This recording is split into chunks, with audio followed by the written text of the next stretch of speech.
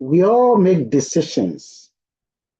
Most of you are going to make decisions next week, whether you want to vote for NDC, for MPP, for GenForce, or for any other thing.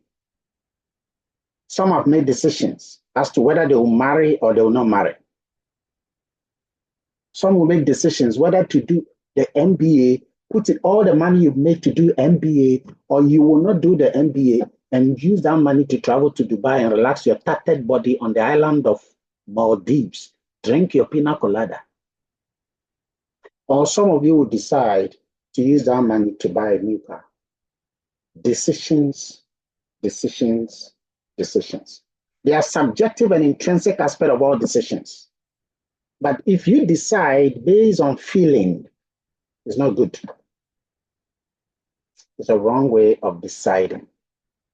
Deciding on the basis of feeling is not right. Deciding on the basis of, let me feel how it is not good.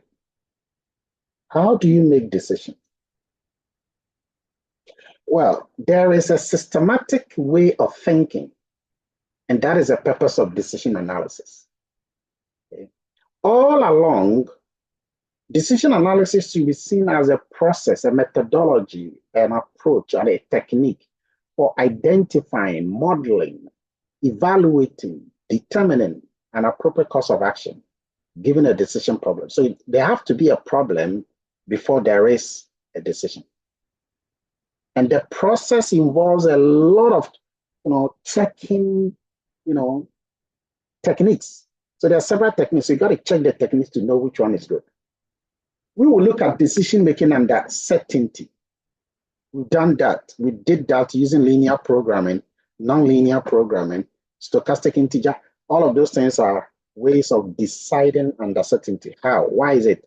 Because you are certain about the variables you are going to produce if you put in these number of inputs.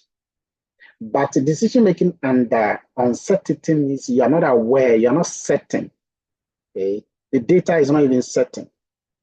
Therefore, we say it's probabilistic. And that is what we are going to do here. So there are three elements in decision-making. Please write it down. Don't focus on recording. You see, the problem with recording is that because your mind is that, oh, I will get a recording, I'll get a recording, I'll get a recording. You don't even write. You don't write it down. You don't write it down. You don't write it down. You're losing. Because the more you write, there is an information symmetry between your fingers and your cerebellum. Your medulla oblongata is elevated to the highest apogee. So you got to write things down, especially when I say you should write it down. So number one, to do decision analysis, you need to know about one thing. Number one is a decision maker. Number two, you need to know about the decision alternative, DI. Number three, you need to know about the state of nature, okay, SI. And finally, you need to know about the payoffs, PI, PI. Okay, there are four elements. Know these things. The most important ones are number 2 to number 4. I'll ask you this in the end. Know about all the elements of decision analysis. These are the elements. So now let's pick on these things one by one and then get a storyline and make sense of decision making. First of all, what is the state of nature? Let's focus on that first. Forget about the decision maker. The decision maker is the one that is making the decision. But even the state of nature, let's not start with that. Let's start with the DI. The DI is a decision alternative. The decision alternative are the items you got to decide on, and you control that. You control that. So you can have decision alternative 1, I want to buy a house. Decision alternative 2, I want to use the money for school. Decision alternative 3, I want to use the money to travel. Decision alternative 4, I want to use that money as an investment. Decision alternative 5, I want to borrow the money. So the decision alternative is something you control. Number 2 is a state of nature. The state of nature is SJ. The state of nature is something you don't control. You don't control. You can't control because it's out of your league. The state of nature are environmental factors, macroeconomic indicators that you don't control. Write it down. You don't control the state of nature. And so it could be the interest rate, you don't control that. The inflation, you don't control that. The exchange rate, you don't control the GDP, you don't control these factors. But look, they will affect the decision you're about to make.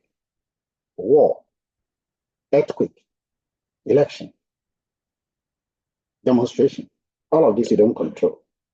Finally, the payoffs.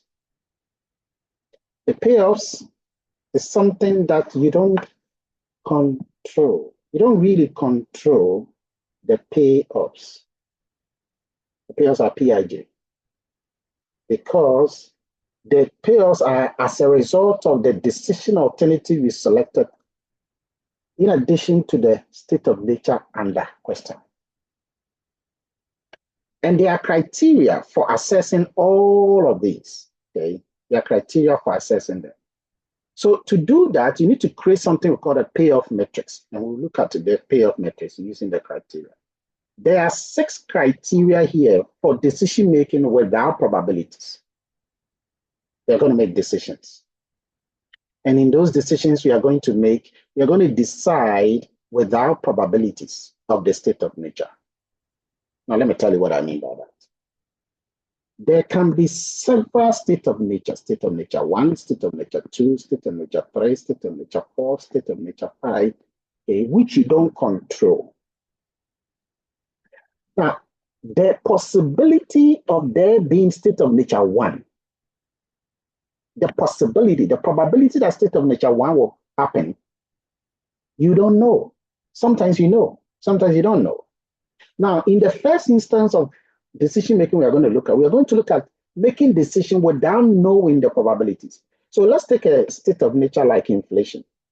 Whether inflation is going to be 5%, you don't know. Whether inflation is going to be 10%, you don't know. Whether it's going to be 14%, you don't know. Whether it's going to be 2%, you don't know. And so because you don't know, the probability of that state of nature happening is 5%. The probability of that state of nature happening is 10%. You don't know these probabilities. But we are going to look at also later a situation where you know the probabilities. You are aware of the probability.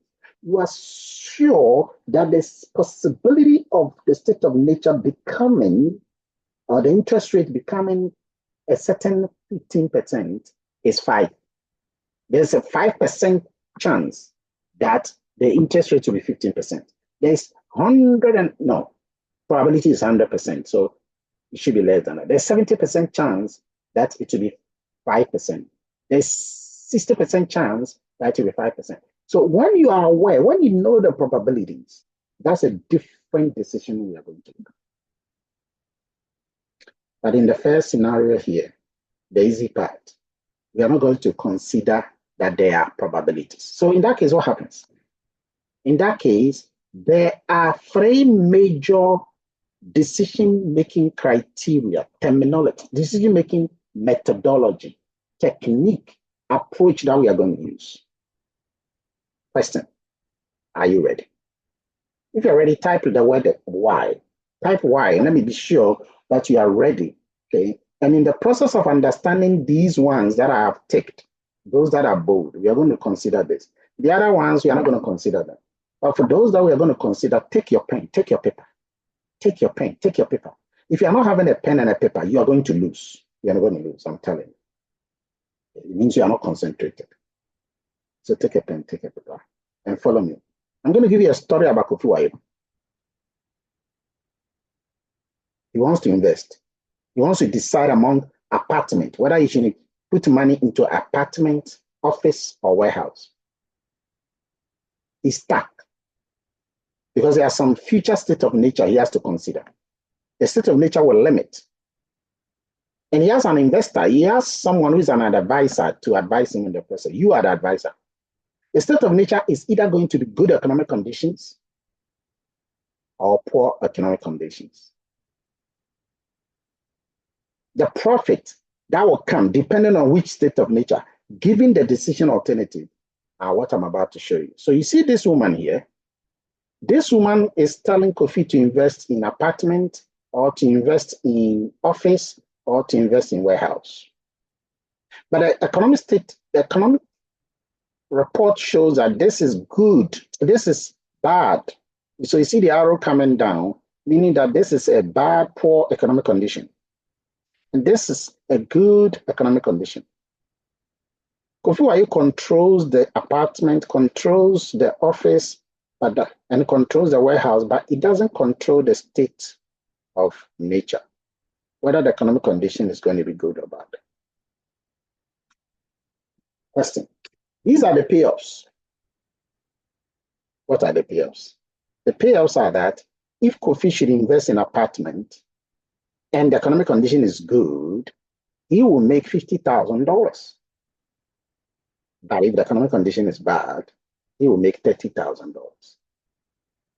If he invests in office building and the economic condition happens to be good, he will make $100,000. But who, if it is bad, you make negative $40,000. If you invest in a warehouse, economic condition is good, $30,000. If economic condition is bad, $10,000. Now we are going to write this thing in the form of decision alternatives. And we're going to use each of the criteria we are looking at to handle it. So I'm going to rewrite the scenario in a beautiful way that you normally will see it. Number one, you have to write the decision alternatives like this. D1, now let me put it here so that you can D1, D2, and then D3. What are these? These are the decision alternatives. And then the state of nature are S1, which is good economic condition, and then S2, which is bad economic condition. Now, the amounts are in thousands of dollars, but we want to just remove the thousands so that we'll keep the amount in simple numbers so that we can appreciate it well.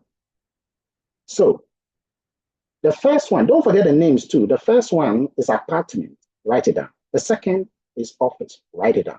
Because later on, I will ask you and you say, oh, I've forgotten the name. What's the name? I've forgotten the name. No, I want you to write them down. The last one is warehouse. Do you remember the amount I showed you? If Kofi is investing in apartment and the economic condition is good, what was the amount he was going to gain? Type it there. I'll say it. What was the amount he was going to get?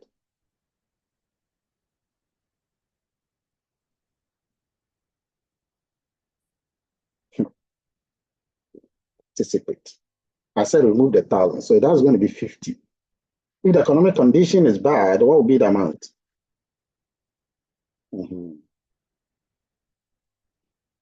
That'll be 30. I told you, write them down. If you didn't, you should do it now. If you invest in office building, it is 100 or negative 40. And finally, if you invest in warehouse, it's 30 or 10. Write them down. The first criteria we are going to use to decide is called the Maximax approach. Write it down. Maximax, Maximax, Maximax, Maximax. A Maximax person, or a person with a Maximax idea, is a person who is optimistic. A person who is optimistic is a person who believes in the best of the best. Such a person chooses a decision that will lead to the best of the best. What does that mean? So such a person looks at the best economic condition. So he expects the economic condition to be what? Very good. And on the basis of that, he selects the best of the decision alternative. So on the basis of this example, which decision alternative do you think that this person will still go for? Is it D1, D2, or D3 under the optimistic criteria? You can tell me. Under the optimistic criteria. Juliet says D2. Who else? Gertrude says D2. Who else? Emmanuel says D2. You're correct. I want to ask you why you got it. So under the optimistic criterion, this is how the person is going to behave.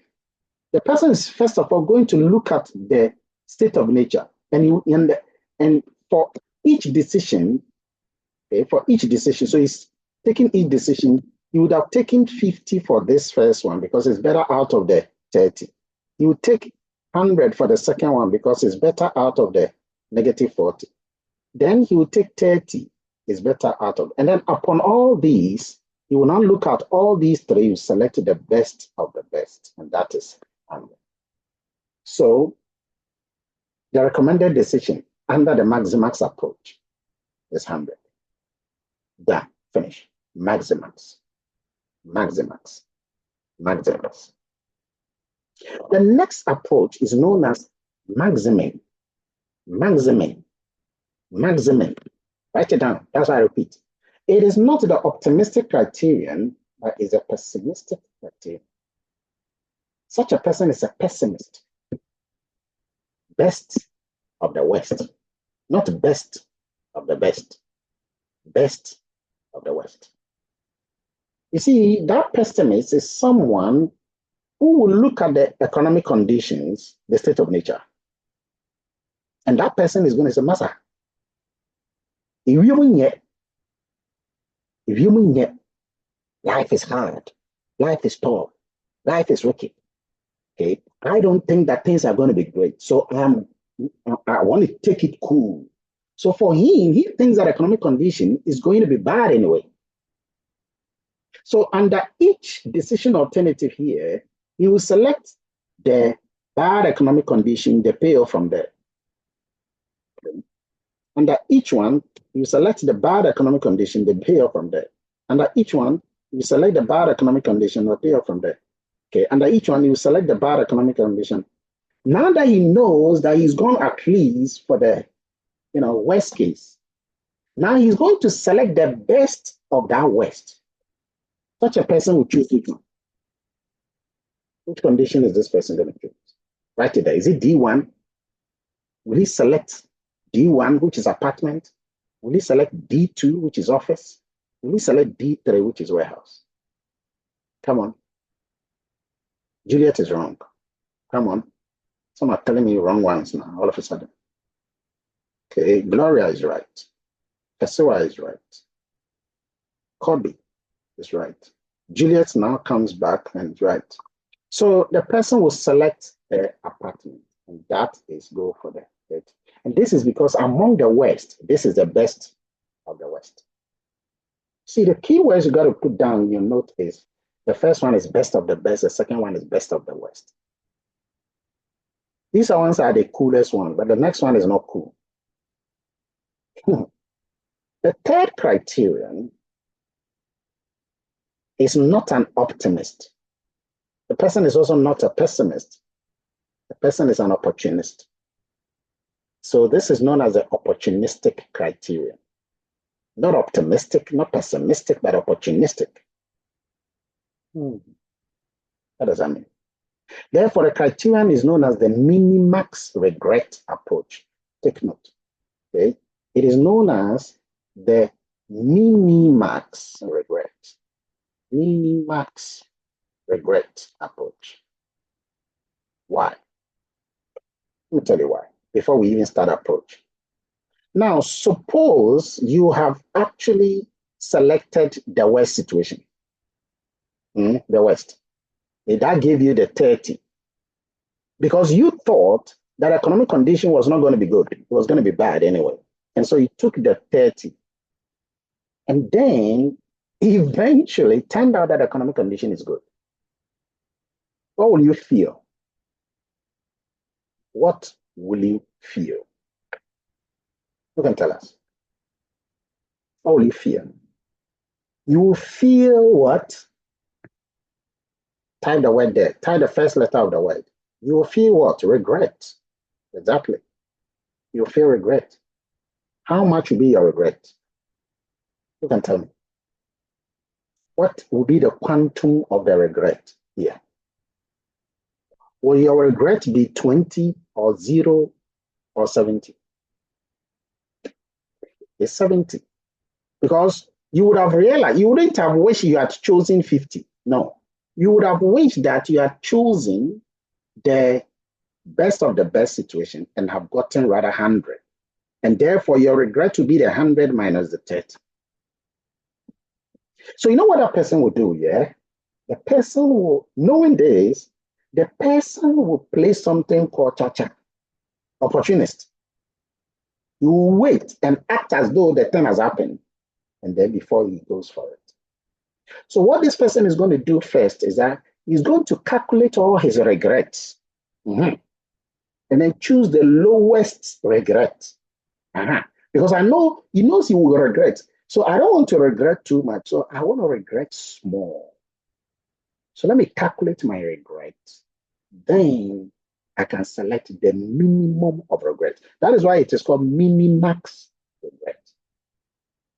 The minimum of the maximum regrets.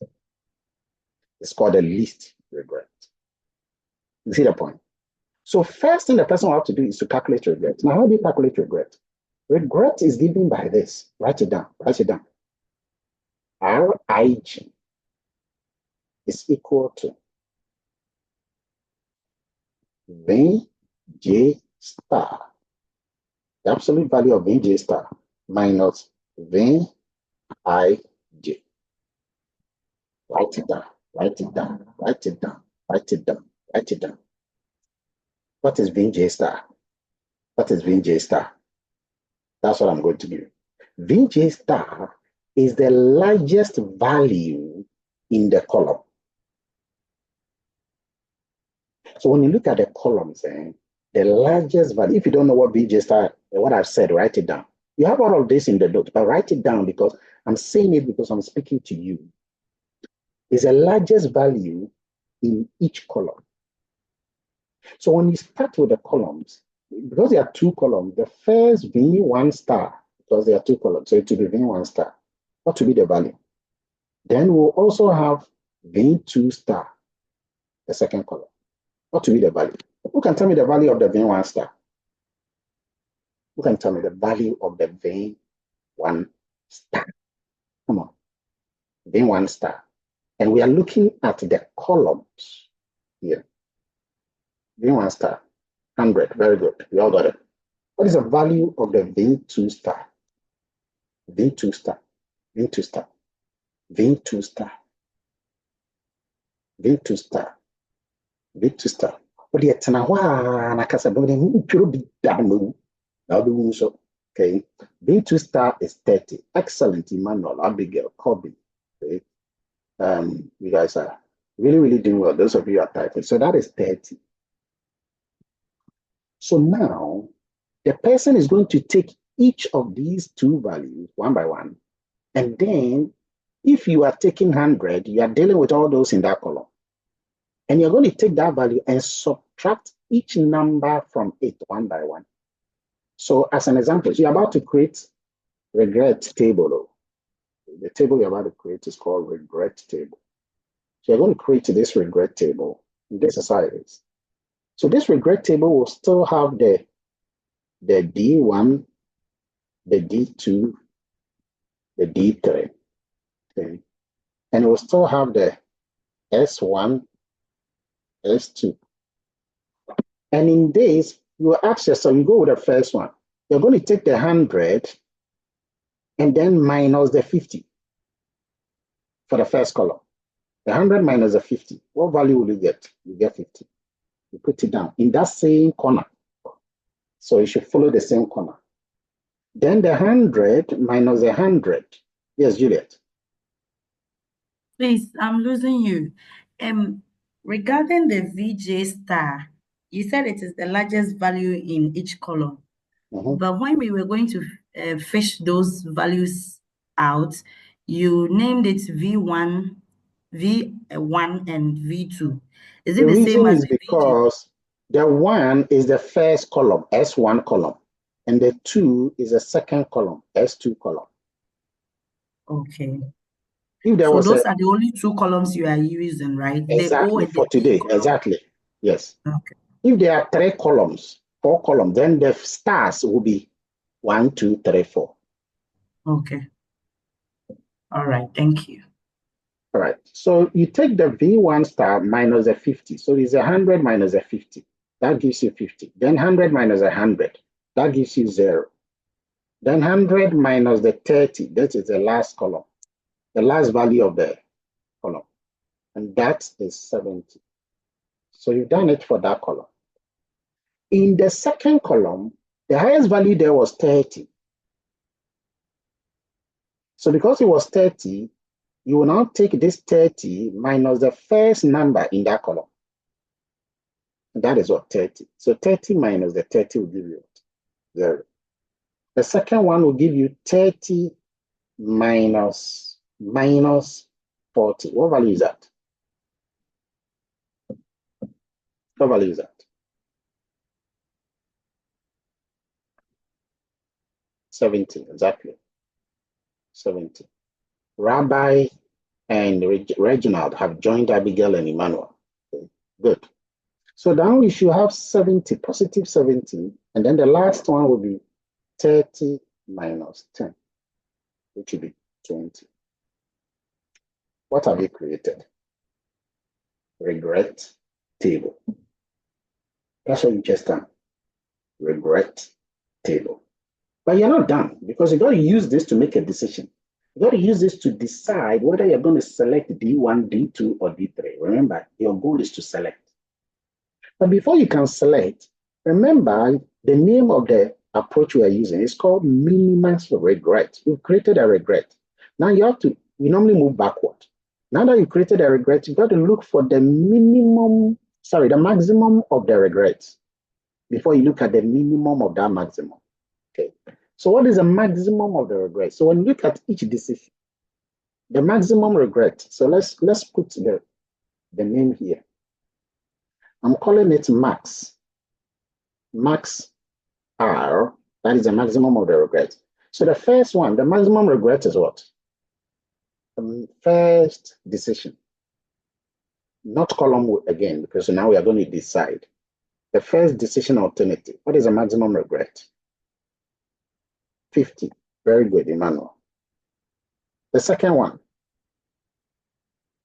What is the maximum regret? 70, Abigail. The third one, what is the maximum regret? 70 again, Abigail. Fantastic. So you've now gotten the maximum of the regret. See, this approach is very easy. The only thing is that you have to keep track of what you're doing, because the approaches are many. We have done the maximax. We have done the maximum. And we are doing the minimax regret. So remembering the names and going through risky. Okay, so now we've got a maximum regret. Now, out of these, we have to now select the minimum. Okay, so we call it minimax. That's the final one. The minimax regret. The minimax regret will be what value? You can type it there. What value would that be? 50. Excellent. And that means that in all these alternatives, which decision alternative are we going to choose? Which decision alternative are we going to choose? Decision alternative, apartment, D1. Very good. D1. Now remember, decision alternative 1, the first one, maximax approach. Do you remember what one we selected? Maximax. We selected office. Okay. Maximum. Do you remember which one we selected? We selected apartment. Minimax regret. Do you see which one we have selected? Apartment. So apartment has been selected how many times? Twice. Office has been selected how many times? Once. Warehouse has been selected how many times? 0. So at the end of the day, you're going to see which one has been selected many times before you make your final decision. Very good. So this is how we do the 3 approaches without probabilities. Guys, if you are through so far with what I've done, that whole thing we've just done is 10 marks of your 25 marks of your exam, if you understand. So far. Now let's go. Let's start with another approach because there are more difficult approaches. Oh, don't worry. These are the approaches. The next ones will be relying on what we've already done. So once you've done these ones correctly, they are cool. So let me wipe off everything. By the way, everything that we did, if you check the notes, you have it all. Everything is here. Everything. The regret table that I gave you is all here. So that's I did the regret table one by one for, okay. And then we had the final one to be 50. Okay. Then we concluded that the recommended decision is D1, to buy apartment, because the investor will get the least regret of 50. Now, there was no use of probabilities, if you can check. There was no use of probabilities. So what we're about to do is that, because the state of nature was given, but we were not told as to how many percent. Sometimes the decision maker knows enough, because somebody would have given him, there could have been an economic forecaster. There could have been, a very specialized person, a researcher, who would have done the research and told him that the chances of having this economic condition to be good, the chances are going to be 20%. So if 20% means that there's going to be good economic conditions, it means that 80% will imply bad economic conditions. Now, given that we have probabilities, we can examine this time decision-making with probabilities. And that is what we are going to do. It's called probabilistic decision. So we are going to calculate something, and this calculation is known as expected value approach. Expected value approach. And please remember, it's also sometimes called expected value without perfect information. We are using probabilities.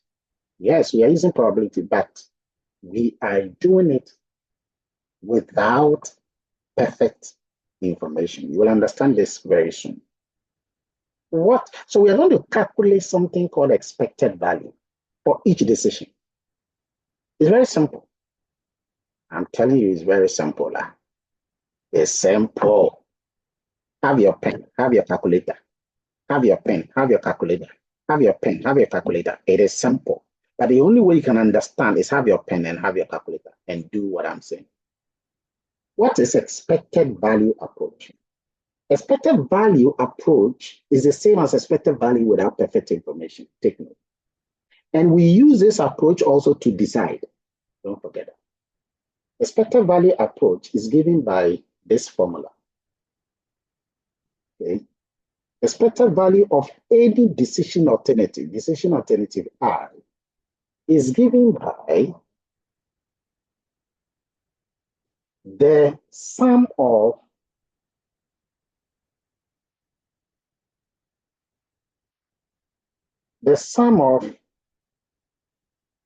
the decision alternative. So the sum of any particular decision alternative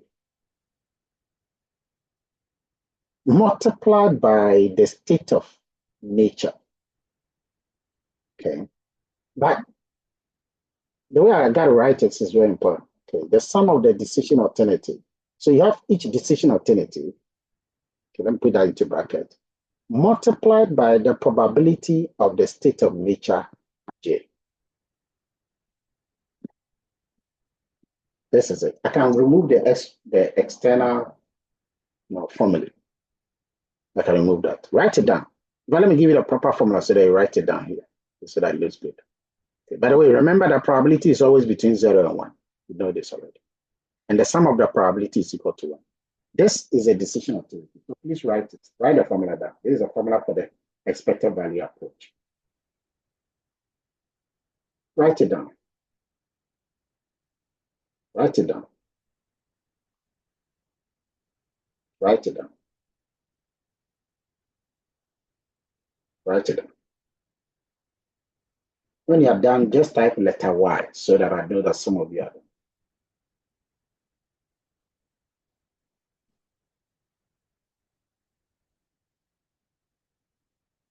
So what this one is saying, so we're about to calculate the expected value for each decision alternative. And how many decision alternatives do we have? 3. We have D1, we have D2, we have D3, we have D4. Sorry, we have D3, we don't have D4. We have apartment, we have office, we have warehouse. Okay. Now, the VIJ is talking about the payoffs you get for any particular row I and J column. Okay. So if you can remember the first one, okay, V11, if you can remember, V11 is going to be the value of, if you can remember very, very well, what's the value? The first one. Was it 70, 60, 50? The first number, the first value, 50. The second one was 100. And the third one was what? 30. And then the other column, the first one was what? 50, then -4. Then, is it 10? 10? The last one, 10. Good. So those are it. So the first one is 50. So I'm going to calculate the D1 expected value. I'm going to calculate expected value for decision 1. I'm going to do that with you, then you will do the rest. So you have to take the first number there. If you can remember, it was 50, 100, and then 30. Then the other one was 30, -40, and then 10. Okay. And I'm doing it for the first one, D1 here. So what the rule is saying is that the decision alternative is that we need to know the probability of the state of nature. So let's go to this question. The question says that Kofi Wayo is able to estimate that 60% probability that economic condition will be good. That's what we're told. There's a 60% probability that economic condition is good. So S1, the probability of S1 will be equal to what? 0.6. Probability of S2 will be equal to what? Who can tell me? 0.4. Very good. Emmanuel is so fast, and I like people like that. Such people, it means they are ready for me. That's it. It's not because they are smart. They are not just only smart, but they are also fast smart. Fast smart. The guy is always ready. But we'll pay them into the auto. We'll pay me there. Young Kennedy. Why not going to say me? Mother. And such a person,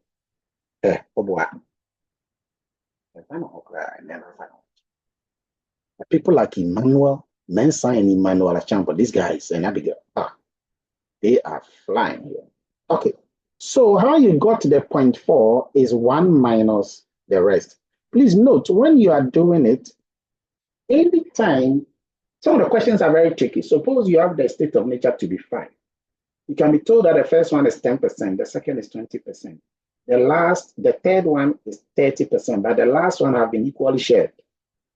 So you got to think and know that if they have been equally shared, then I need to know what is left and then split it. Then sometimes you can be told that the last 3 have been equally shared. Sometimes you'll be told that 1/4 of the last one has been shared between this and that, and 1/5 of the last one has been equally shared between this. You got to think. So take note. Take note. It always goes different. All right. So now we know the probability of the state of nature. So probability of state of nature for the first one is 0.6. So knowing that our D1 is going to be 0.6 times the 50.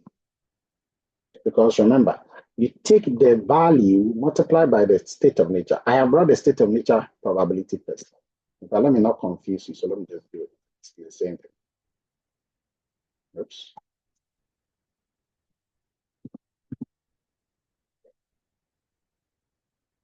So V1 is going to be 50 times 0.6. Then plus, that's the summation. The next one is 30. So you take this 30 times 0.4. Find the answer. When you finish, you are going to calculate EV D1, D2. Send it to me privately. Then you're going to calculate EV D3. Send that to me also privately. But tell me the first one privately first. For the upper missing and country, it's up to you. The first one, privately. Oh, the first one, people have said it. Okay, so the first one is 42.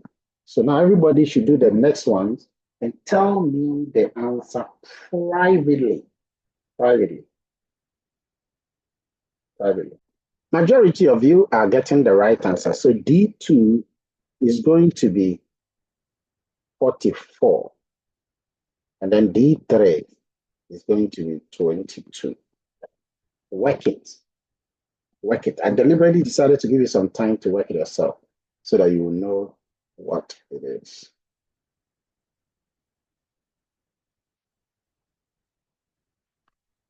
Okay. Now let me show you the result of them. These are the results for all three of them. So now on the basis of this, you got to make a decision. Which decision should we go for? Should we buy apartment building, office building, or warehouse? Which one? Apartment building, office building, or warehouse? Which one? Which one? It is office, because this time you are looking at value, not regret. Okay. So you're going to choose the office building. The office building is a way to go. This is the Mamma Mia. So using the expected value approach, which is also called expected value without perfect information, you can see clearly that we are going to go for the office building. So right now, apartment building has gotten 2. Office building has 2. So the 2 procedures, apartment building was selected. For the other 2 procedures, office building has been selected. Nothing about warehouse. Let's move on. Now, once you have gotten the expected value without perfect information, it means that you can also find, listen here, because here it gets complex. You can also find the expected value with perfect information. You can also find the expected value with perfect information. And that one is tricky, so pay attention. The expected value with perfect information, you do not use it to decide. Write it down bold, something. The expected value with perfect information, you don't use it to decide. You don't use it. You don't use it to decide. Okay. It is equal to, you only need the highest value. So you are going to do a sum of the V, J, star, each one of them, multiplied by the probability of that Sj.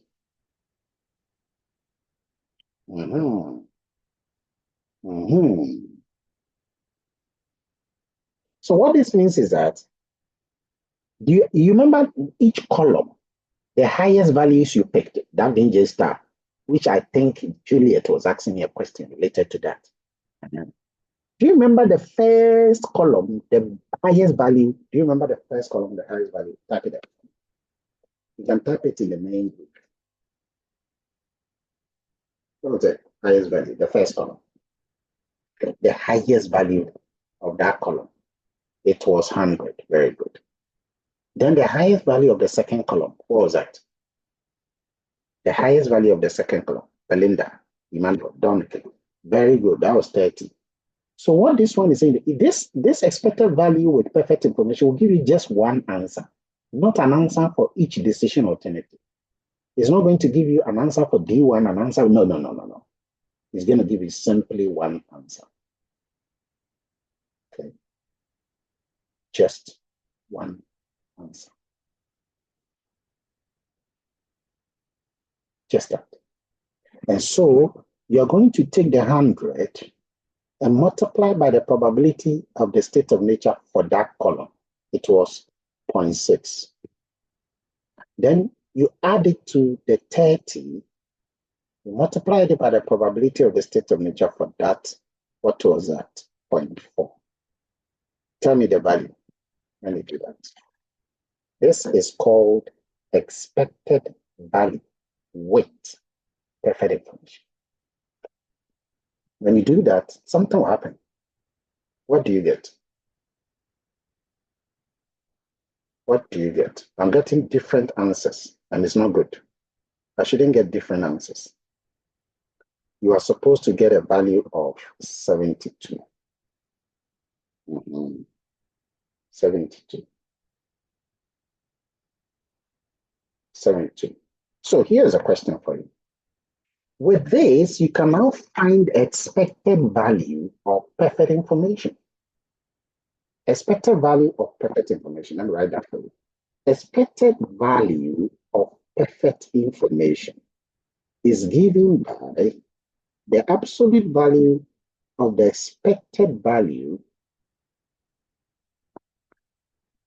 with perfect information minus expected value without perfect information. The absolute value. What is expected value of perfect information? Now listen carefully. The expected value of perfect information is the price you are willing to pay for extra perfect information to be able to make your decision. I want to repeat. Is a price the decision maker is willing to pay for extra information or for perfect information in order to make a decision. And that will come from the with and the without perfect information. The with perfect information is what we just found. That is 72. The without perfect information is expected value you selected when you were calculating the expected value approach. What was that value? Expected value approach. What was the value you selected at that point? What was that value? Excellent. Belinda, Okan, Naki, Rhoda, whatever. It was 44. That's what we chose. Okay. So now we take the absolute value of that difference. What is the final answer? Because this final answer is very important answer. What is the final answer? The final answer is 28. What does the 28 mean? The 28 means that you are willing to pay $28,000 in order to get perfect information. You are not going to pay anything more than that, because if you pay anything more than that, it has to be equivalent to your loss. In other words, you're not going to pay anything more than what you would have gained. So pay attention here. This expected value approach, this expected value for perfect information, it is the price you are willing to pay for perfect information. We'll come back to this. Take notes of this. It's very important. Come back to it. But remember that the expected value approach, we use it to decide, but the expected value with perfect information, we don't use it to decide. That's the only thing. You see, now the whole thing is becoming plenty in your head. It's becoming manya. Expected value. Okay. Don't worry. You'll get it. Now, let me ask you a tricky question. How many decisional alternative approaches have we looked at so far? Listen to the question. How many decisional alternative approaches have we looked at so far? Who can tell me? You got to be bold and ready and listening. How many decisional alternative approaches have we looked at so far? The moment there's a delay, I know somebody is confused.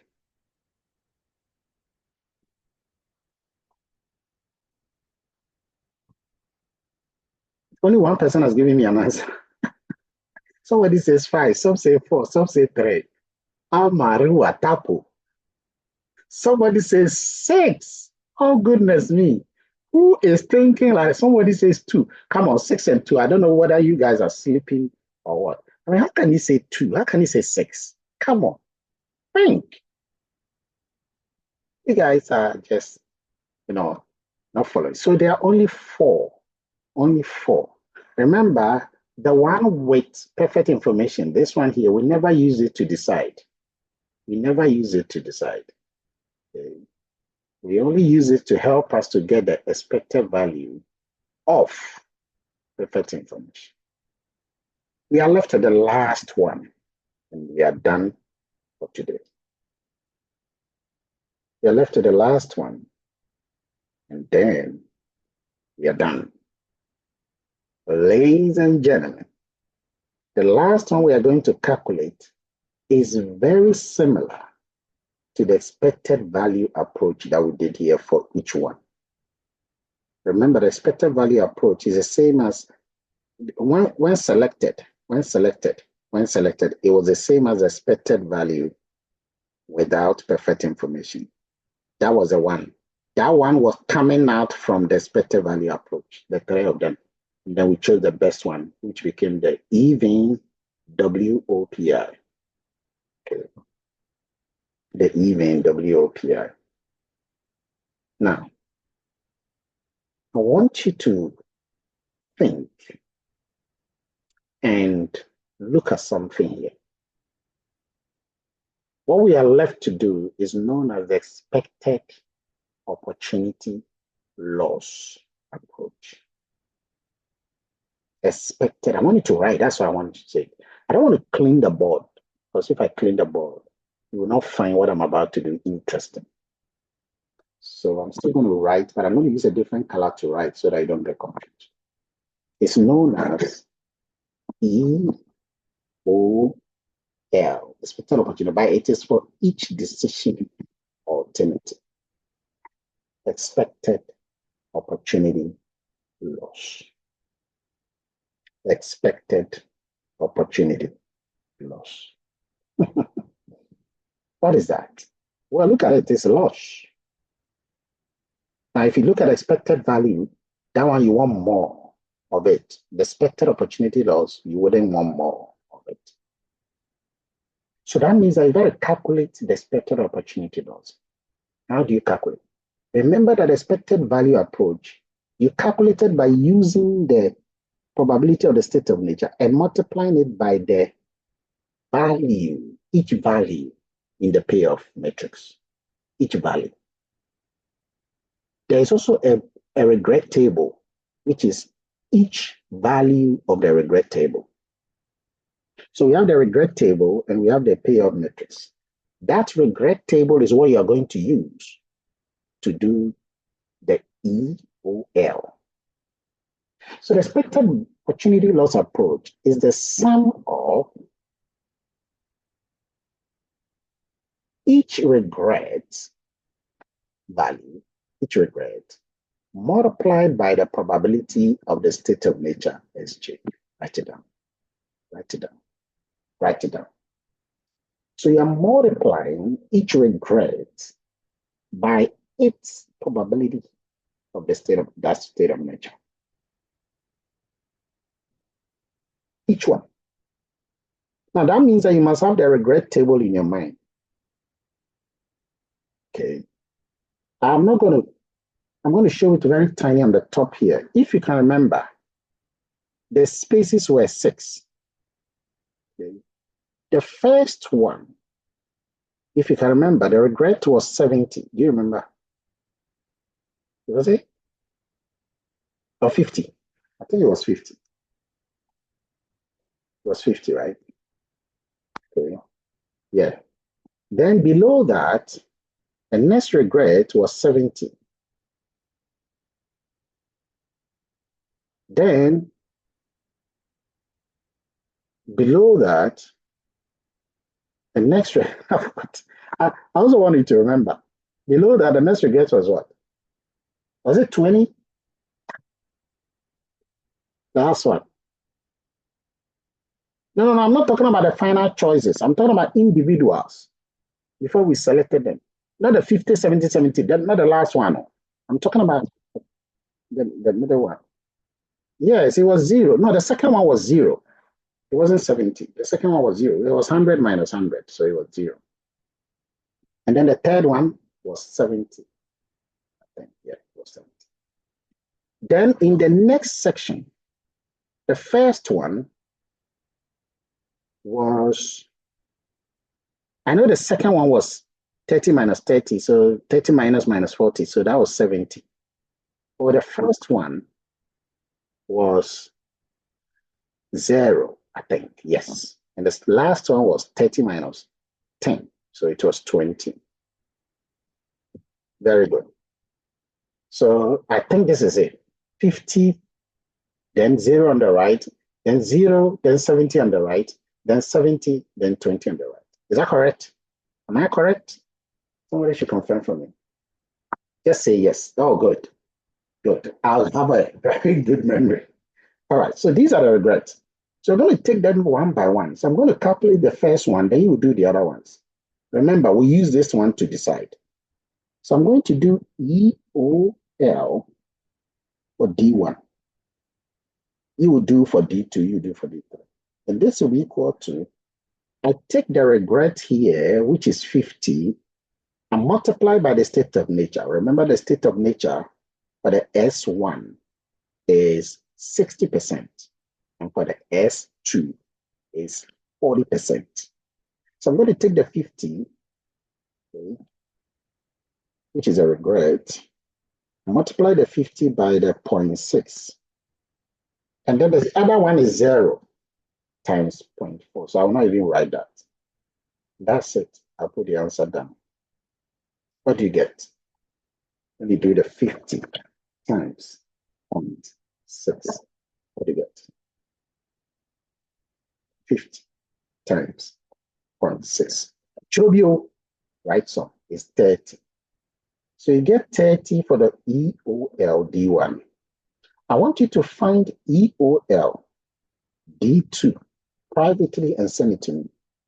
Do EOL D3 privately and send me that one too. Let me see the creme de la cremes among you.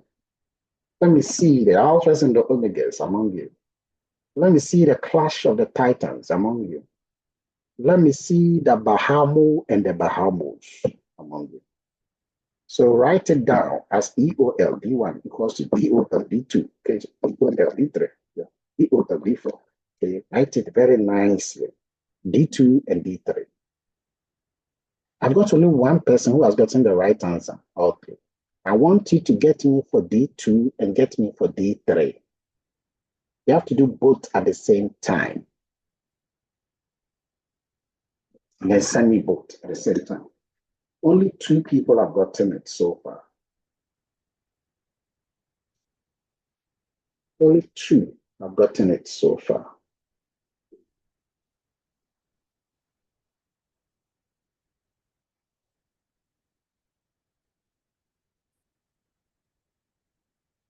Two people. 3 people have gotten it. 3 people. Prince, your listing is wrong. Check it. Colleen, you're perfect. Juliet is wrong. Maxwella, perfect answer. Kobe, wrong. Bernard, wrong. Look, I said I need 2 answers. I don't need 1. Clifford, wrong. Gertrude, perfect answer.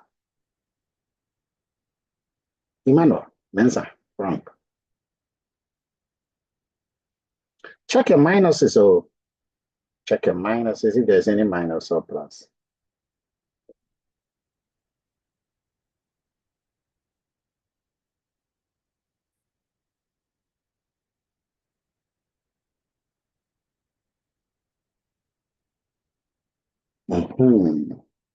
Okay, so you only do that, you're going to get the second one to be 28 and the last one to be 50. On the basis of this, I know some of you have done some great work into this. On the basis of this, which decision alternative would you select? Is it apartment, office, or warehouse? Based on the expected opportunity loss approach, which decision alternative will you go for? Apartment, office, or warehouse? It's going to be, oh, Belinda, how can you make the biggest mistake of your life like that? And then guess why is following here? Oh, Debbie. Okay, it's supposed to be. Look, Abigail have read all of them. Then Abigail wrote the wrong one. Remember, this is loss, expected opportunity loss. And you want more loss in your life. Okay.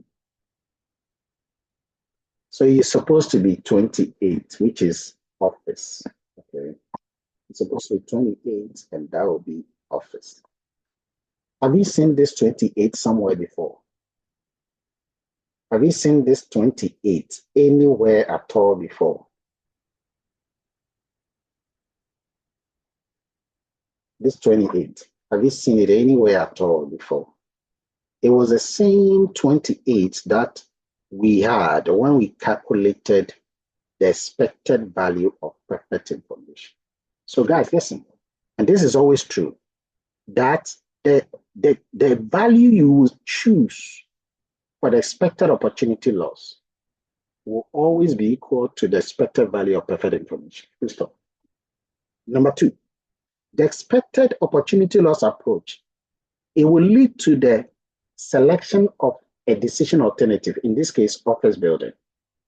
The expected value approach will also lead to that same decision alternative, which was office building. So, because this one is going for a value, this one is going for a loss, okay? And they will all lead to the same conclusion. Take note, okay? So when you work it out, you get that final conclusion. That final conclusion is an important conclusion here, okay? I've read everything I've done is here, but I'm interested in this final conclusion. Okay? That the expected opportunity, the expected value of perfect information will lead to the same value as the expected opportunity loss approach. It will lead to the same value. And the most important thing, let me just go down, that the EV and the EOL will always lead to the same decision. Okay. Both approaches use probabilities, don't forget, as you can see. One was multiplying the probability by the regret. The other was multiplying the probability by the payoff. So that is it. It's therefore important that the decision maker be as accurate as possible whenever you are determining the probability of each state of nature. Remember, decision making is an important thing. These are some past questions you can look at in your life, in your moment. But that is how you make decisions. Now, on the basis of all of this, we've looked at how many decisional alternatives approaches. 5. In total, we've looked at 5. 3 of them selected office. 2 of them selected apartment. None of them selected warehouse. So if we are to go by the net effects, we will say that we would have gone for office building, because 3 of the approaches have selected it, and that means that. Ladies and gentlemen, that brings us to the end of the entire